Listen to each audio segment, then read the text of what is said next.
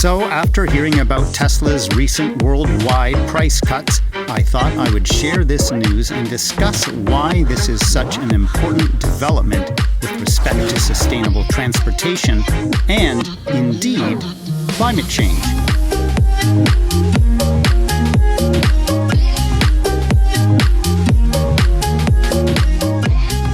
According to the U.S. Environmental Protection Agency, a typical passenger vehicle emits about 4.6 metric tons of carbon dioxide each year. The EPA also points out that transportation, overall, is responsible for 27% of American CO2 emissions annually, and, of that, passenger cars, medium and heavy-duty trucks, and light-duty trucks, including SUVs, pickup trucks, and minivans, account for over half of those emissions. So figuring out how to drive without burning fossil fuels is a really important step towards reducing emissions and achieving the 45% reduction in emissions that all signatories to the Paris Agreement are trying to achieve by 2030.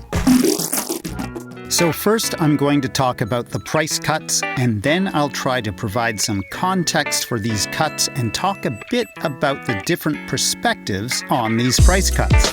Now, while these cuts seem to have started out in the United States, they quickly spread to markets in China, Europe, Canada, and even Australia. Given that most of my audience resides in the United States and Canada, I will go over the price cuts in detail for those two countries, but I would encourage listeners residing in Europe, China, or Australia to take a look at the Tesla website to learn how these price cuts have impacted their regional markets. Starting with the United States, here is an outline of the price reductions across the Tesla lineup. The Model 3 rear-wheel drive dropped by $3,000 from $46,990 to $43,990. The Model 3 Performance dropped by $9,000 down to $53,990. The Model Y Long Range dropped by $13,000 all the way down to $52,990. The Model Y Performance also dropped by $13,000 down to $56,990. The Model S dropped by $10,000 down to $94,990. The Model S Plaid dropped by $21,000 down to $114,990. The Model X dropped by $11,000 down to $109,990, and the Model X Plaid dropped by $19,000 down to $119,990. At the time of this recording, the Canadian dollar is trading at $1.34 Canadian for $1 US, so it is worth quickly outlining the new price structure in Canada. Here it is. In Canada, the Model 3 rear-wheel drive dropped by $5,000 from $59,990 to $54,990, and I'll talk about why that is so important a little later on. The Model 3 Performance dropped from about $84,000 to about $73,000. The Model Y Long Range dropped from about $87,000 to about $70,000. The Model Y Performance dropped from about $84,000 to approximately $73,000. The Model S Long Range dropped from about $137,000 down to approximately $123,000. The Model S Plaid dropped from $178,590 to $149,990. The Model X Long Range dropped from $157,990 to $142,990, and the Model X Plaid dropped from $185,590 to $156,990. It might be worth noting to some folks in Canada who had their eye on the 7-seater Model Y that particular model was quietly increased by $1,300. It is also worth noting that in November of 2021, Tesla's creeping price hikes on all of its models in Canada disqualified even its entry-level Model 3 from Canada's federal EV rebate program known as iZEV, or the Incentive for Zero Emissions Vehicles. However, after the recent price cuts, the 2023 Tesla Model 3 rear-wheel drive is once again eligible for the federal iZEV rebate in Canada. $5,000, yo! Oh man, that's rad! As was already the case, none of the other Tesla models are eligible for that rebate program. So as you can see, these price drops are dramatic, and it is no wonder why the media is reporting on this event with headlines such as "Tesla's massive price cuts send shockwaves across auto industry," or "Tesla price cuts are already disrupting the industry," and "Tesla's price cuts are roiling the car market." Now, FUDsters who are paid to spread fear, uncertainty, and doubt about the electrification of transportation will, of course, try to frame these price cuts as evidence of a lack of demand for Teslas or for electric vehicles in general. The reality, however, is that EV sales continue to increase dramatically all over the world. In fact, over some periods of time during 2022, electric vehicles in some markets actually became the top-selling vehicles. For example, in November of 2022, the Tesla Model Y became the best-selling vehicle in Europe. And in December of 2022, the Tesla Model Y and Model 3 were the top two selling vehicles in the United Kingdom. To be clear, this is out of all cars, not just EVs. In the US, the overall car market shrank in 2022, yet EV sales increased by 2/3. Elon quickly put the question of demand to rest in the 2022 Q4 earnings call held on January 25, 2023. Here's what he had to say about the question of demand. The most common question we've been getting from investors is about demand. So I want to put that concern to rest. Thus far in January, we've seen the strongest orders year to date than ever in our history. We currently are seeing orders at almost twice the rate of production. So, I mean, it's hard to say whether that will continue at twice the rate of production, but the orders are high, and we've actually raised the Model Y price a little bit in response to that.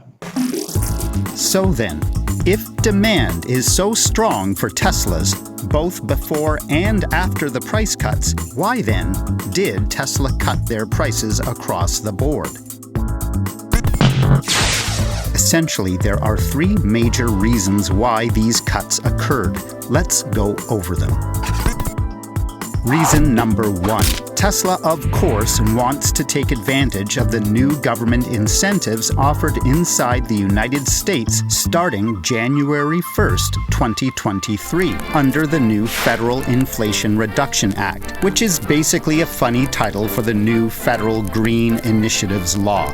And like most EV incentive laws, the Inflation Reduction Act sets a cap on the price of vehicles eligible for government incentives. Otherwise, the government would essentially be helping wealthy people buy all kinds of high-priced luxury cars, and that clearly would not be right. With that in mind, only sedans under $55,000 and SUVs and vans under $80,000 qualify for a tax credit of up to $7,500 per vehicle. Moreover, these limits are based on a vehicle's MSRP, not on any particular final sale price. So, a heavily discounted luxury car still would not qualify.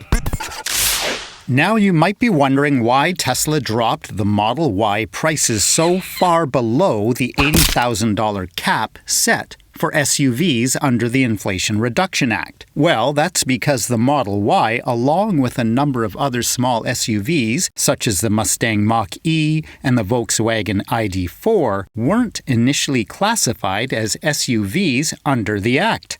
they were considered too light. So, Tesla initially had to aim for the $55,000 cap set for sedans. However, in early February of 2023, the U.S. Treasury modified how they planned to classify cars under the Act, and all of these smaller SUVs became eligible for the higher price cap set for the SUV category. The IRS has already updated their list of qualifying vehicles on their website, with Tesla having each of its Model Y configurations now qualifying for the credit under the SUV category, making the $80,000 price cap now available for the Model Y. Tesla quickly responded to this change in early February, increasing the prices of the Model Y. So, without further ado, here are the newly revised prices of the Tesla Model Y.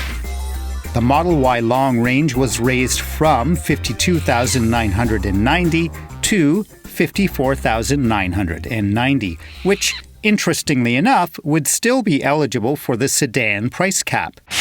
The Model Y Performance was raised from $56,990 to $58,990. As you can see, both of these price increases are modest when compared to the $80,000 price cap, which brings us to the next reason why Tesla lowered their prices in the first place. Reason number 2. Tesla's newest gigafactories in Germany and Texas are currently ramping up their production. It's hard to even know what the current capacities of these new factories are, not to mention the previously established gigafactories in Fremont, California, Sparks, Nevada, and Shanghai, China. However, we know from an earnings call in July of 2022 that Tesla was said to have a capacity of about 2 million vehicles per year. Suffice to say that over the next 12 months, Tesla will quite likely be able to start producing numbers far more in line with its theoretical capacity, and that's not even including the semi-trucks that will be produced in Nevada or the Cybertruck that will be produced in Texas. Not to mention the fact that with these new factories coming online, shipping Tesla vehicles to worldwide markets will also become increasingly faster and cheaper. Reason number 3. The world desperately needs electric vehicles to become far more accessible to much larger markets. And Tesla has long had a goal of making their cars more affordable to the masses. Elon once again spoke to this very point during the recent earnings call on January 25th, 2023. Right, basically, price really matters. I think there's just a vast number of people that want to buy a Tesla car, but can't afford it. And so these price changes really make a difference for the average consumer. It's sometimes, for people who are have a lot of money, they sort of forget about how important affordability is. And it's always been our goal at Tesla to make cars that are affordable to as many people as possible. So I'm glad that we're able to do so. In summary, these price cuts are good news for anyone who has had their eye on a Tesla but felt they were priced out of reach. Moreover, other EV manufacturers will likely have to match these price reductions in cases where their prices may no longer be competitive.